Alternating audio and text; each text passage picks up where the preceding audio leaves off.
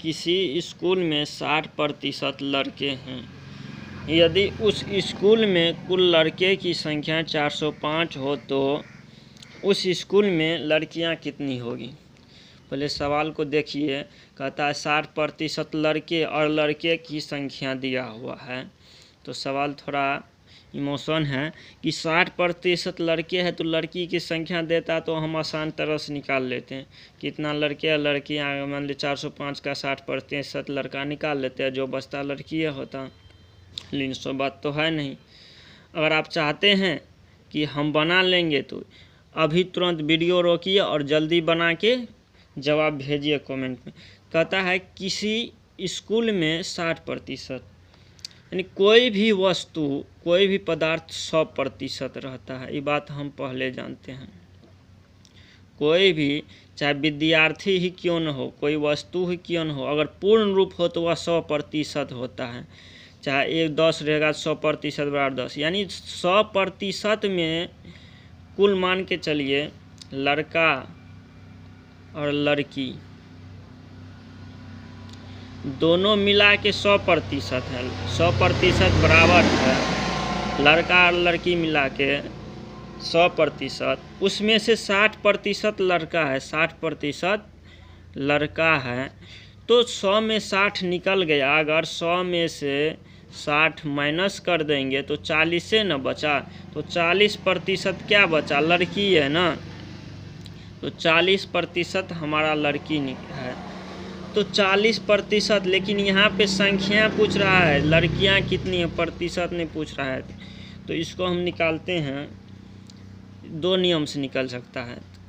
तो इसको एक ही नियम से निकालते हैं हम कि 60% बराबर यहाँ पे है 60% लड़के की संख्या बराबर, लड़के की संख्या बराबर होता है 405। तो 60% 405 है तो 1% कितना होगा, तो 405/60 न हो जाएगा। जब 1% इतना है, 1% इतना, तो लड़की की संख्या कितना है 40%, तो 40% बराबर, तो 405/60 गुना 40 ने कर देंगे। ये 0 कट गया, 3 और 2 आया है, इसको काटो, 3 का 3 हुआ, 1 बचा 10, 3 तिया 9 बचा, 1 बचा, 3 बचा 15, 135 गुना 2, यानी कि 5 दूना 10, 3 दूना 6 के 7 हुआ, 270 होगा लड़की की संख्या हमारा। कहता है कि किसी विद्यालय में 150 लड़कियां बोर्ड की परीक्षा में बैठती हैं। यदि उनमें से 30% लड़कियां प्रथम पारी में, 50% द्वितीय पाली में तथा शेष लड़कियां तृतीय पाली में पास करती है, तो बताओ किस श्रेणी में कितनी लड़कियां पास करती हैं। तो देखना ये है हमको कि प्रथम पाली में 30% लड़कियां, कितना का 30%, अगर किसी भी वस्तु का परसेंटेज निकालते हैं, जैसे 500 का अगर 30% निकालते हैं, पहले आप लोग हम बता देते हैं। अगर 500 का 30% निकालेंगे तो 500 गुना 30/100 करते हैं। ये 0 कट गया, बचा 5 तिया 15, यानी 150 निकल गया। इस तरह हम निकालते हैं। उसी तरह करता है कुल लड़कियां बराबर, कुल लड़कियां बराबर हमारा है 150। तो इसमें 150 में से प्रथम पाली में, प्रथम पाली हो जाएगा, प्रथम पाली बराबर, यानी 50 का प्रथम पाली में कितना श्रेणी में बैठता है, तो 30%। तो 50 गुना 30, प्रतिशत का मतलब होता है 100 बट्टा में, तो 1 0 कैंसिल हो गया, 15 तिया 45, यानी प्रथम पाली में निकल के आएगा 45 लड़कियां पास हुआ।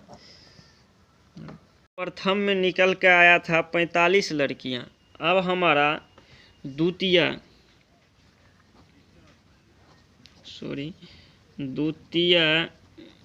पाली में है हमारा 50% लड़कियां।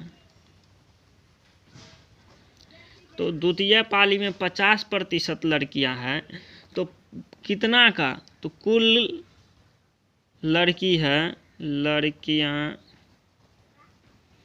150, तो कुल लड़कियां हैं 150, तो द्वितीय में बैठा कितना है 50% ना, तो 150 का हम निकाल लेंगे 50%, यानी 150 गुना 50/100, ये भी 100 करना, 15×5 कितना होता है 75, यानी कि द्वितीय पाली में पास हुए लड़की की संख्या 75 होगा, 75 लड़कियां।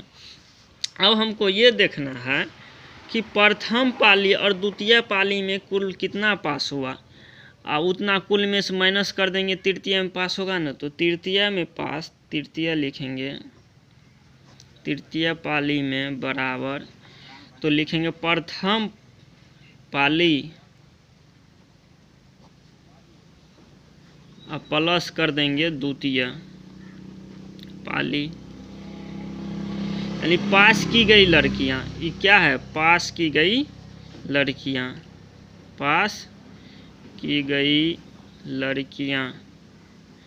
प्रथम में हमारा निकल के आया था 45 लड़की और द्वितीय में निकल के आ गया 75 लड़की, यानी कि कुल मिला के जोड़ेंगे तो हमारा निकल के आएगा 120 लड़कियां।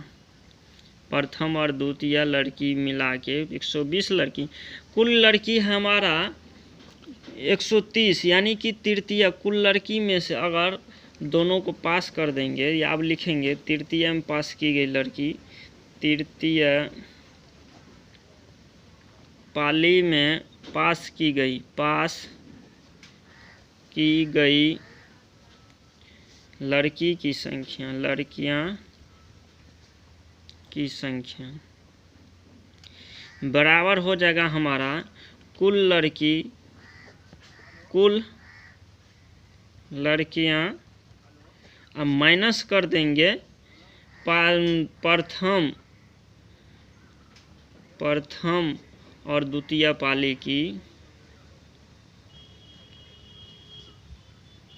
की लड़कियां, तो कुल कितना था 120 लड़कियां, माइनस कर देंगे प्रथम द्वितीय में पास किया, नहीं कुल हमारा है यहाँ पे, सॉरी कुल हमारा है कुल लड़की 150, माइनस कर देंगे 120, तो कितना निकल गया 30 ना, तो 30 लड़की हमारा निकल के आएगा, यही 30 लड़कियां तृतीय पाली में पास हुआ है, यही आंसर है। किसी गांव में मर्दों की संख्या 60% है, यदि उस गांव में औरत की संख्या 440 है तो उस गांव की जनसंख्या कितनी है। यहाँ पूछता है गांव में मर्दों की संख्या 60% है, मर्दों की संख्या बराबर 60% है, तो औरत की संख्या बराबर हो जाएगा 40% न होगा, क्योंकि कोई गांव में कोई पूर्ण वस्तु पूर्ण सामान के लिए 100% होता है, इसलिए कुल जनसंख्या बराबर 100%, तो जब मर्दों की 60 है तो औरत की संख्या बराबर 40%, तो 40% बराबर हमारा यहाँ पे है 40% बराबर 440 औरत, 40% औरत है तो 40% बराबर दिया है 440 औरत, तो 1% बराबर कितना हो जाएगा, तो 440 अब बट्टा 40 नहीं होगा, जब 1% बराबर इतना है, 1% बराबर इतना, तो हमारा कुल जनसंख्या पूछ रहा है, तो 1% बराबर 440/40 है, तो हमारा कौन चीज़ पहले मर्द औरत की संख्या पता है, तो मर्द की संख्या तो 60%, तो 60% बराबर हो जाएगा 440/40 गुना 60, ये जीरो कट हो गया, अब इसको काटो, 2 दूना 4, 3 दूना 6, अब 22 दूना 44, 220 हतिया, यानी कि 660 होगा हमारा कितना, 660 हो गया मर्दों की संख्या। अगर 660 मर्द की संख्या है तो उस गांव की जनसंख्या क्या होगा, तो गांव की गांव की जनसंख्या बराबर होगा मर्दों की संख्या प्लस औरत की संख्या। तो मर्दों की संख्या 660 है, औरत की संख्या 440 है। दोनों को जोड़ देंगे तो 0 6 4 10 हासिल 1 6 4 10 1 1100 हो जाएगा जनसंख्या कुल। स्कूल में 12.1/2% छात्राएँ हैं अनुपस्थित हैं। यदि स्कूल में कुल 880 छात्राएँ हैं तो उपस्थित संख्या कितनी है? ये तो बहुत इजी है, देखिए बहुत आसान है, इसमें कुछ नहीं है।